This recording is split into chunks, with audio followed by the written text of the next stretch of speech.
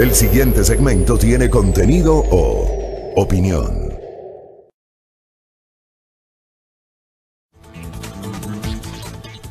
Muy bien, 6 de la mañana con 26 minutos. Gracias por la sintonía. Ya tenemos un importante número de visualizaciones a esta hora de la mañana. Hoy es jueves 16 de abril del 2020. Mucho para comentar el día de hoy, pero sobre todo quiero empezar por expresar mi saludo, nuestra solidaridad de siempre a los manavitas, a esa tierra tan hermosa donde tenemos una gran audiencia a través de nuestra señal de radio por 88.5 FM Estéreo. Y obviamente también comparten con nosotros la transmisión de Facebook Live que generamos. A la provincia de Manabí y también al sur de la provincia de Esmeraldas. En Esmeraldas nos pueden sintonizar a través de 97.5 FM Estéreo. Hace exactamente 4 años, la noche de aquel sábado 16 de abril del año 2016, cerca de las 19 horas, un devastador terremoto que nos tomó por sorpresa a todos. Permítanme hacer una anécdota. En el caso personal, yo estaba jugando fútbol en el sector de la Ofelia, en una liga barrial, y veía mientras jugábamos fútbol cómo se movían las luminarias de la cancha donde estábamos jugando. No nos dimos cuenta y no imaginamos lo que había pasado. Cuando se termina el primer tiempo de ese partido, obviamente vamos al celular y nos encontramos con los mensajes y lo que decían las redes sociales respecto del terremoto. Terremoto que afectó con mucha fuerza, con dureza, a toda la provincia de Manabí, cuyo epicentro estuvo localizado en Pedernales, que prácticamente quedó devastada. Terremoto que afectó Bahía de Caracas, afectó Canoa, afectó Jama, afectó Cojimíes, afectó Portoviejo, afectó Manta. Prácticamente toda la provincia de Manabí afectada por ese devastador terremoto. Lo de Manta, por ejemplo, la destrucción total prácticamente de todo ese pulmón económico que es la parroquia Tarqui, donde justamente se mueve la economía, se movía la economía del cantón Manta a nivel del comercio. El centro de la ciudad de Portoviejo, yo les he contado en varias ocasiones que tengo raíces manavitas desde el lado materno, mi madre es portovejense, yo viví alguna vez algún tramo de mi vida en Portoviejo y recuerdo, por ejemplo, que posterior al terremoto no estuve en esas semanas posteriores al terremoto, pero sí tiempo después. Irreconocible el centro de Portoviejo, la calle Pedrogual, por ejemplo, que es esta arteria, la principal arteria vehicular y comercial de la capital de la provincia de Manabí, irreconocible. El Hotel Cabrera, por ejemplo, que es un hotel de mucha historia, muy antiguo de la ciudad de Portoviejo, ubicado sobre la calle Pedrogual, destruido. El edificio del Gato, por ejemplo, también destruido. Digo, cosas que pude ver posteriormente, ¿no? No he tenido la oportunidad en los últimos meses, no tuve la oportunidad, menos antes de la emergencia, de visitar esa tierra, de visitar Manta, de visitar Portoviejo y otras localidades. Pero claro, el portovejense, el mantense, el manavita, está hecho de una madera totalmente diferente. El manavita no pierde el optimismo pese a la adversidad. El manavita es un emprendedor. El manavita es un ecuatoriano o una ecuatoriana caracterizados por su viveza en el buen sentido de la palabra. Y Manabí se ha levantado.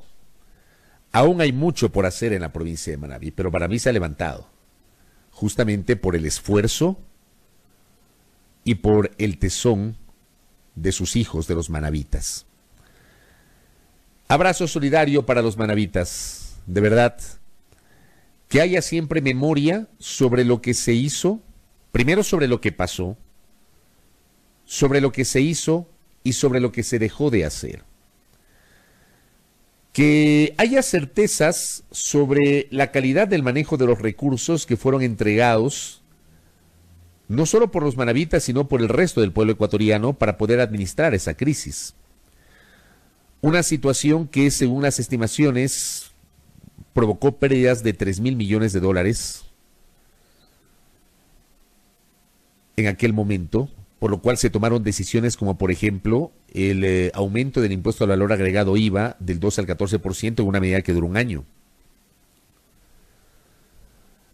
En algún momento habrá que discutir en serio la calidad de ese gasto, pero en serio, lejos de las pasiones políticas y lejos de los señalamientos. Hay una declaración de los últimos días que a mí me ha llamado la atención, generada por la conocida empresaria mantense Lucía Fernández de Dejegna, quien ha señalado que el 90% de los recursos fueron esquilmados, que se robaron el 90% de los recursos destinados a la reconstrucción. Esto fue publicado en algunos portales, se hizo viral, pero planteo públicamente cómo se determina o cómo se sabe qué pruebas y qué evidencias existe que se robaron el 90% de los recursos. Es importante que este tipo de señalamientos vayan acompañados de la argumentación correspondiente. Porque ¿saben qué?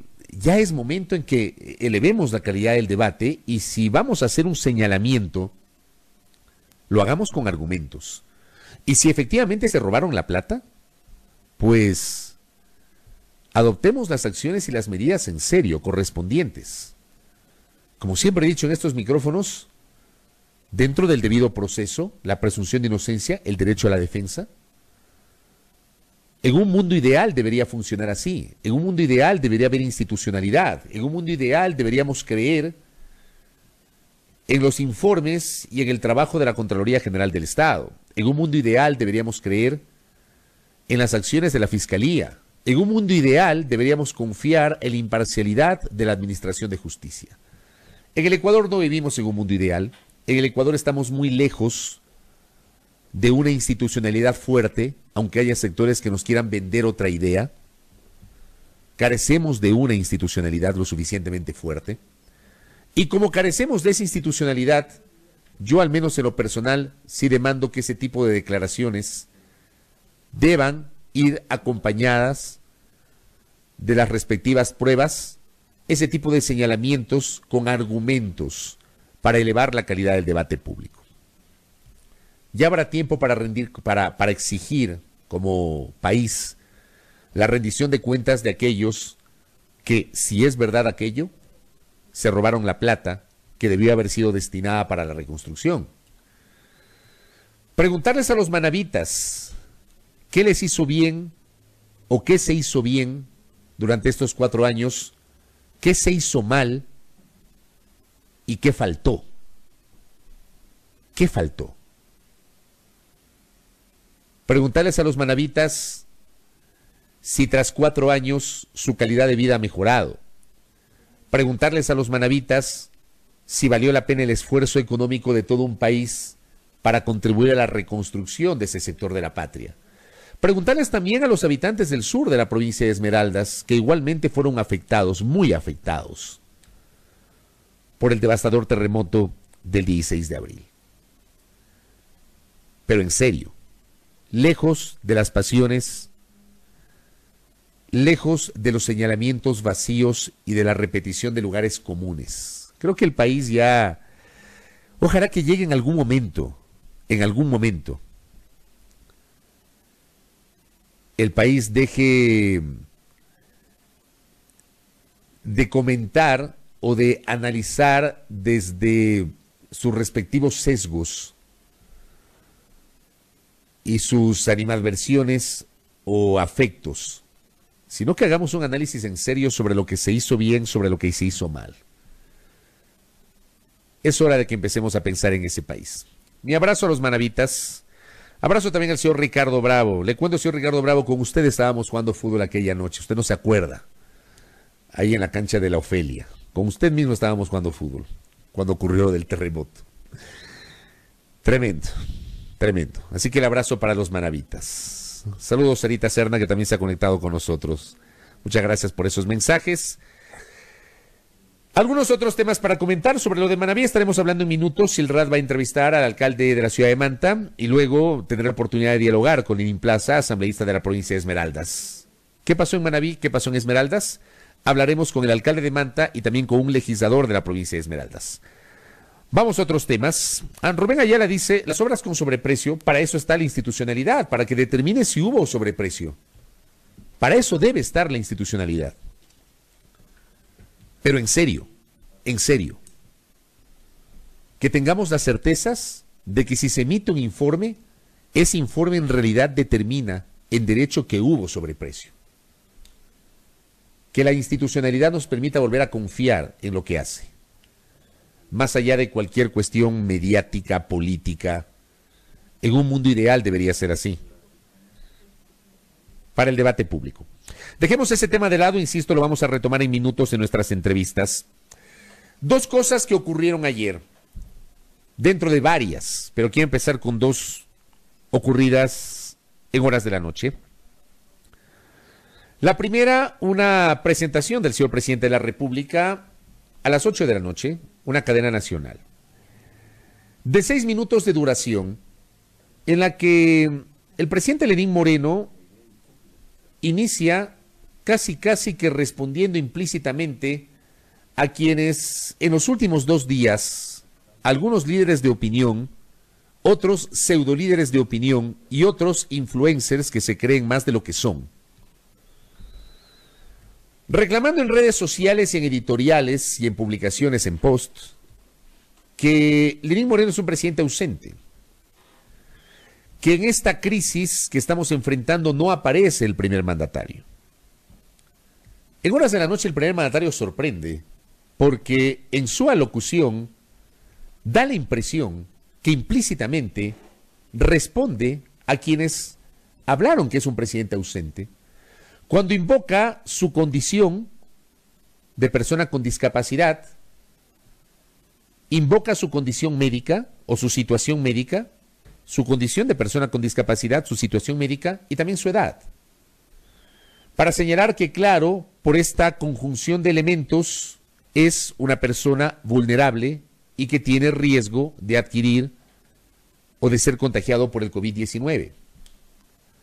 Yo suscribo el argumento del presidente de la República respecto de su condición. Él es una persona con discapacidad y además es un adulto mayor. Y es lógico que sobre el presidente de la República debe haber cuidados extremos por un riesgo de contagio. Totalmente de acuerdo. Pero a mí me llama la atención que se utilice una cadena para empezar aclarando a aquellos líderes de opinión, pseudolíderes de opinión, influencers y aquellos que se creen pero que no lo son o que les han hecho creer, que publicaron en redes, en artículos de opinión, en portales de internet, que Lenín Moreno estaba ausente. Y él aparece a las 8 de la noche para contestarles. Porque eso fue lo que pasó, implícitamente, sin decirlo.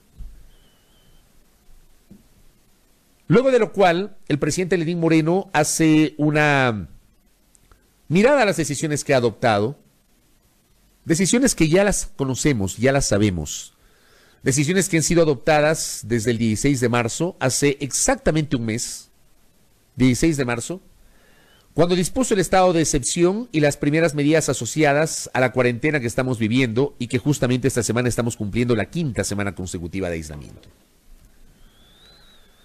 Hizo un breve repaso de algunas de las decisiones, el cierre de las fronteras, la decisión de disponer el aislamiento social, el uso obligatorio de mascarillas que fue adoptada la semana anterior por el Comité de Operaciones de Emergencia. Agradeció a su equipo de gobierno, mencionó a varios de los ministros, no los mencionó a todos, mencionó a varios nombres, y ratificó palabras más, palabras menos, que él es el que toma las decisiones y que él es el que gobierna. Yo aquí me permito respetuosamente hacer un comentario al respecto, porque yo no voy a cuestionar, no lo he hecho, no lo voy a hacer, no voy a cuestionar que el presidente no aparezca todos los días en una cadena, no voy a cuestionar que el presidente no esté en territorio recorriendo, porque está claro que no puede hacerlo. Está claro, por los elementos que hemos señalado, su edad, su condición de persona con discapacidad y su situación médica. El presidente de la República es una persona vulnerable. Yo no voy a caer en eso de reclamar que el presidente tiene que estar en territorio, exponiendo incluso su vida y su integridad. Pero sí creo que lo Lo de fondo es la toma de decisiones. Y allí es donde se advierte o se evidencia la ausencia de una planificación, de un poder de decisión por parte del señor presidente de la República. Y esta ausencia en la toma de decisiones, o la toma de decisiones sin sustento, que también es otro error en el que está cayendo el señor presidente de la República y el gobierno, provoca justamente que en el imaginario de la gente se advierta que el país tiene un presidente ausente. Para mí por ahí está el debate. El debate no está si el presidente sale o no sale. El debate no está en si el presidente está despachando en Carondelet o está en Galápagos, como dicen algunos, que no han comprobado que está en Galápagos. Se dice cualquier cosa. Siempre he dicho, la crítica tiene que ser sustentada. Gente que dice que el presidente no está aquí sino en Galápagos, deberían probar quienes dicen aquello. Yo no lo puedo afirmar. Tampoco me consta que esté en Carondelet, pero no puedo afirmar lo otro. Lo de fondo es la toma de decisiones. En momentos en los cuales se requiere un liderazgo, y está claro que el país está enfrentando una crisis de liderazgo. Yo escribí ayer en mi cuenta Twitter: el manejo de una crisis requiere liderazgo, visión, iniciativa, fortaleza, templanza. Las crisis evidencian la real madera de la que está hecha una autoridad. Dicho esto, la emergencia que hoy estamos viviendo ha ubicado a quienes nos dirigen, a nivel nacional, a nivel local, en el lugar que les corresponde. Podemos tener visiones distintas sobre nuestras autoridades. Las tenemos, de hecho. En lo de fondo, en lo personal, sentimos que la ausencia de la figura del presidente no está marcada por su presencia o no física, si está o no presente físicamente. La ausencia está marcada por la toma de decisiones. La ausencia está marcada porque el viernes se presenta el señor presidente de la República a las 5:30 de la tarde en una cadena nacional para anunciar el plan económico, y no aprovecha esos casi 11 minutos de esa presentación para sustentar el fondo del plan económico, simplemente el anuncio de modo general. La ausencia se expresa en el hecho de que se demoraron 4 horas después de ese anuncio para que el ministro de Economía y Finanzas empiece a sustentar varios elementos del fondo de esa propuesta y le diga al país que aquello que fue presentado con mucha expectativa por parte del presidente Moreno 4 horas antes, debe pasar en un 95% por la aprobación de la Asamblea Nacional. Ausencia tal vez porque se dijo que el sábado iba a ser enviado el proyecto y resulta que estamos jueves 16. El sábado 11 se iba a enviar el proyecto, jueves 16, y el proyecto no llega a la Asamblea Nacional. Ausencia porque para que ese proyecto tenga relativo éxito en el trámite legislativo, tiene que haber un mínimo de coordinación entre las funciones del Estado.